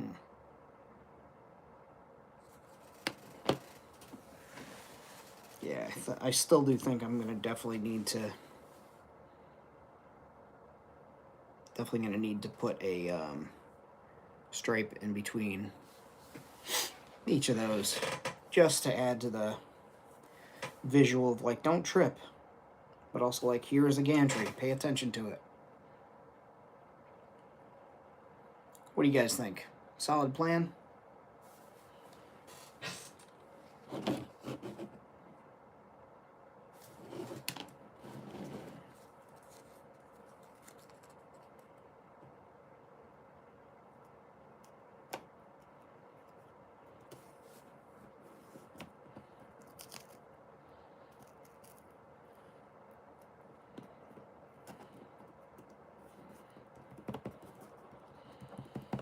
I know you just said Gestalt, was it? But out of the corner of my eye, it looked like the word gaslit. And I was like, yeah, I gaslit him into thinking my artwork is good. Haha. But that's not what it was.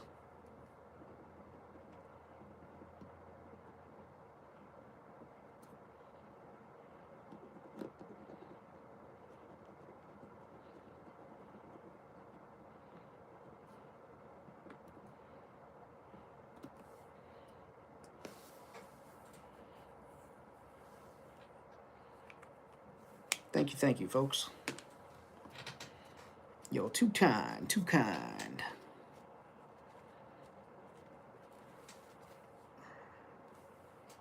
Well, thank you.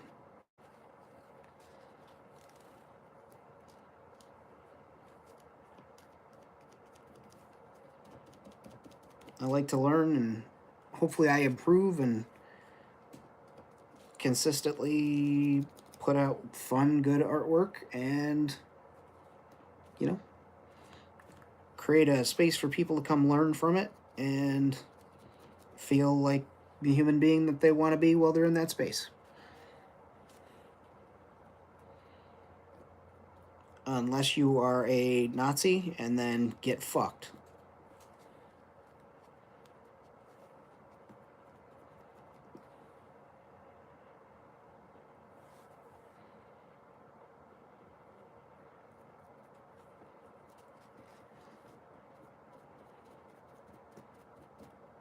There you go. That's how you demonetize your video.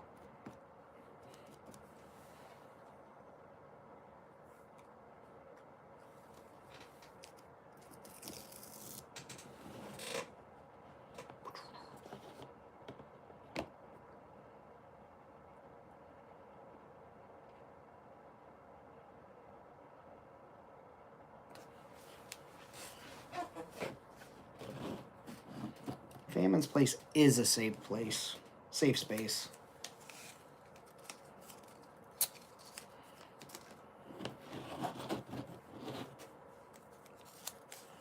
Unless you're a Nazi.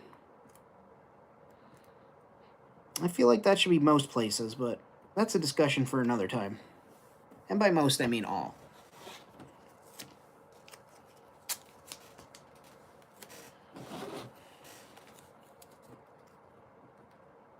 Okay.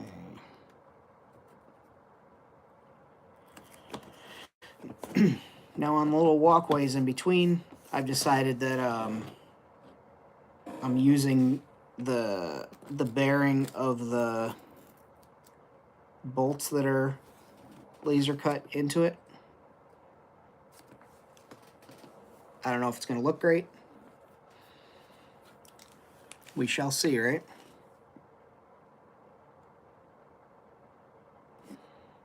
We shall overcome.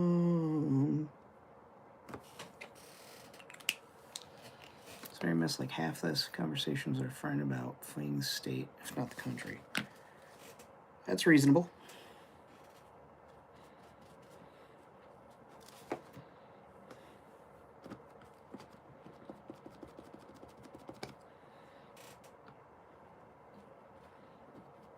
Do you need me to rewind and start at the beginning?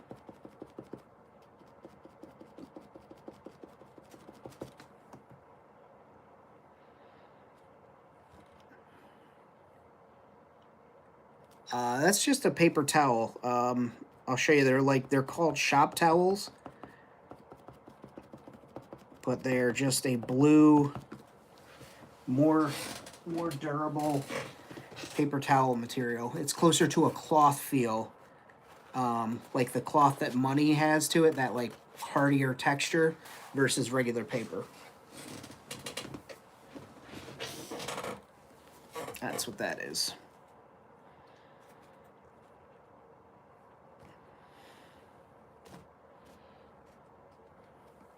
Yeah, almost like a thin sham. Yeah, that's, you know, you're not far off.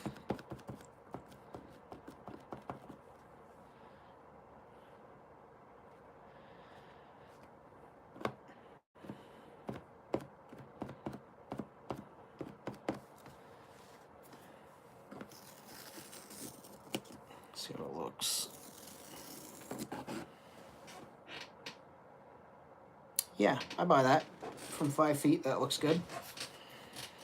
And once we do a little bit of weathering and I want to put silver on the bolts and stuff like that, make it, you'll see.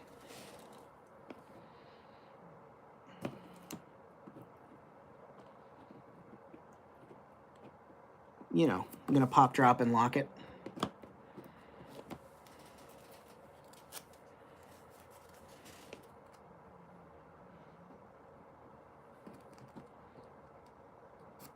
There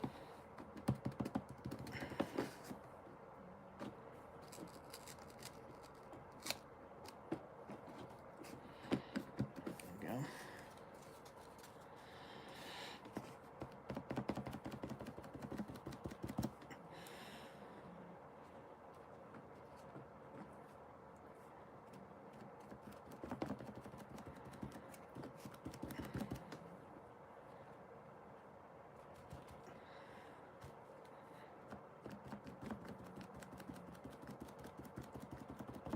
And when I say go back over it, what I mean is I'll probably do a wash and maybe a little bit of powder on here, so for some rusting and stuff.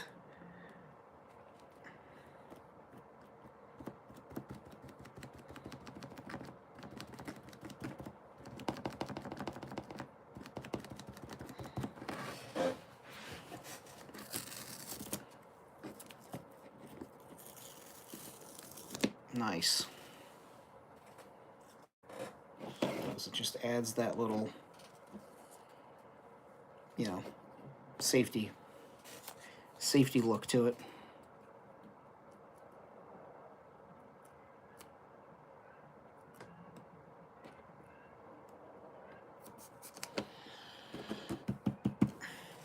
You got to wear a hard hat on this gantry, is what I'm trying to tell you.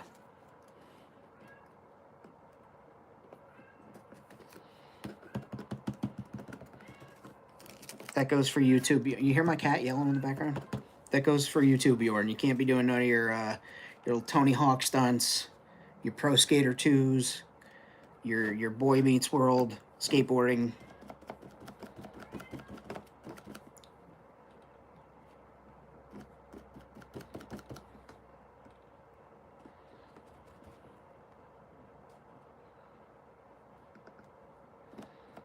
What are we bringing back for Bjorn? Cheese? The chamois. Wow.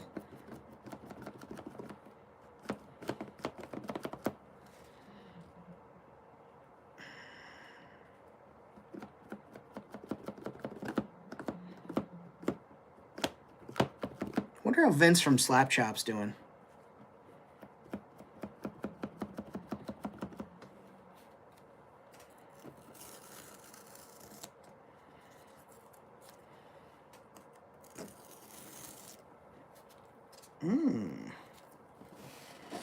Nice. Do see a little mistake I need to fix. I pulled a little bit of the tape up a little bit. Pulled a little bit of the paint with it.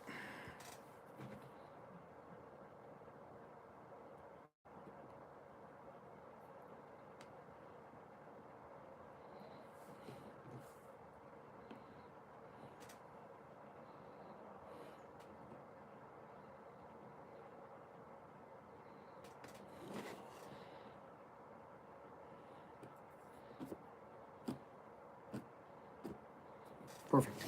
All right. Not fucking with that anymore. OSHA approved.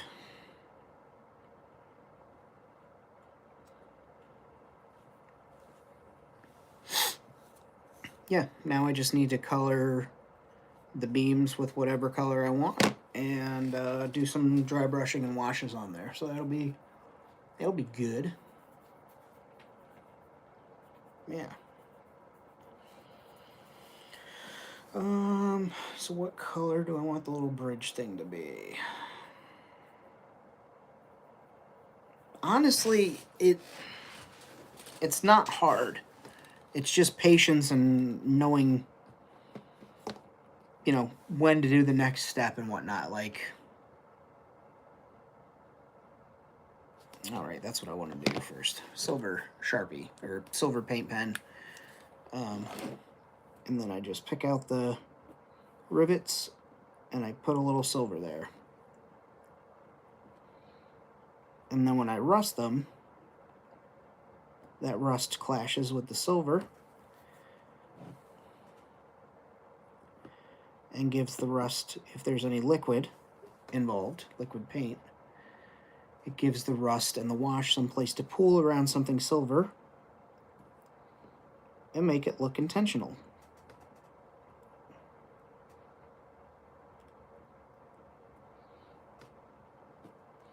You know, it looks like maybe there was maintenance done at this at one point. And it's just one of those little, like, stupid details that brings me joy. And I know people say, well, there's no stupid details. Yeah, there are stupid details like this. Just little dumb things that make me happy.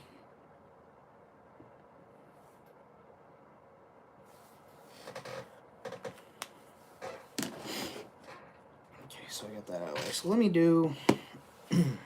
do a shining silver.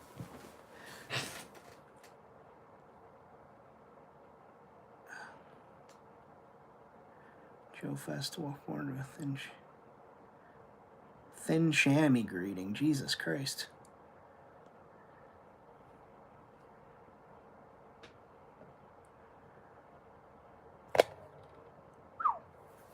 Handrails, no ocean. Well, you know, it's outer space, man. I don't know what to tell you. We'll do shining silver.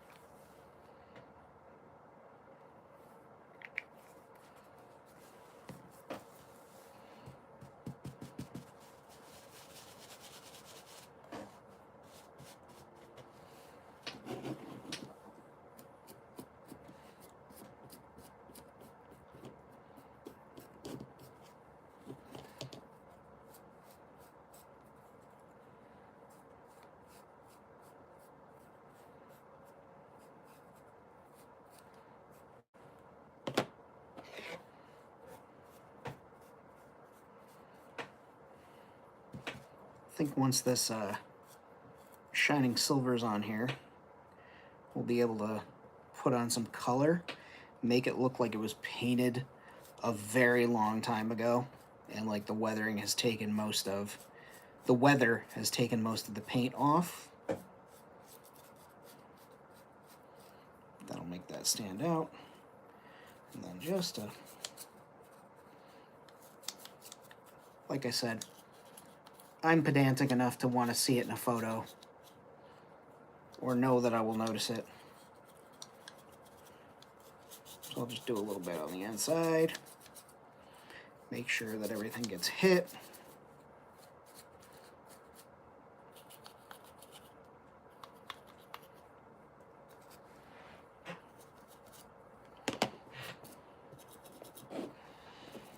Now I'm just shining silver in the center. So it looks like the middle is more, yeah, you can see it.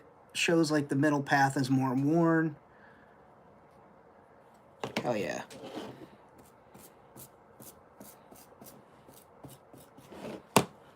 you can see that there.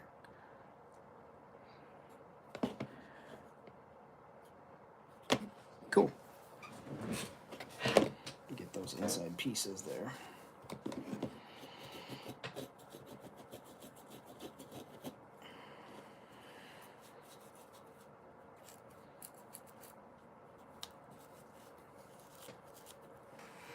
Cool, cool, cool.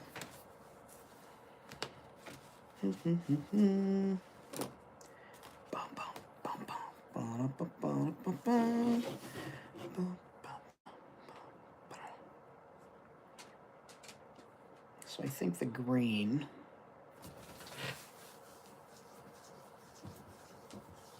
hi doggos.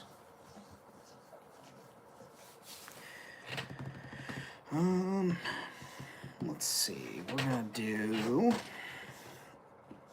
what's our ugliest, darkest green that we've got to start with. Or most muted. Necrotic Flesh. Hi guys.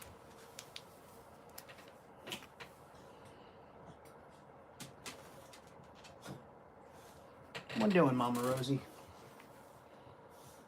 There's something blocking the tube of my Necrotic Flesh. You alright, Rosie? Cowman, no, knock it off. Knock it off. Quiet barks. These guys want their DINNER.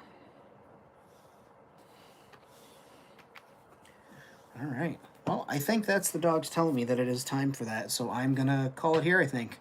I appreciate you guys tuning in. Like I said, if you're new to the channel, thank you for watching. Hit the like button, subscribe. There's plenty of more content for this. I do 1/18 scale modeling, 1/1 world building, all over the place. Check out Patreon, patreon.com/FamineStudiosX. There's a free tier. Signing up that helps if you can help the channel. You know, feel free. I'll never say no, but I also understand it's hard for everybody, so the easiest and free thing that you can do is click the like button. Otherwise, guys, I hope you have a great day. Too sweet me, and thanks for tuning in.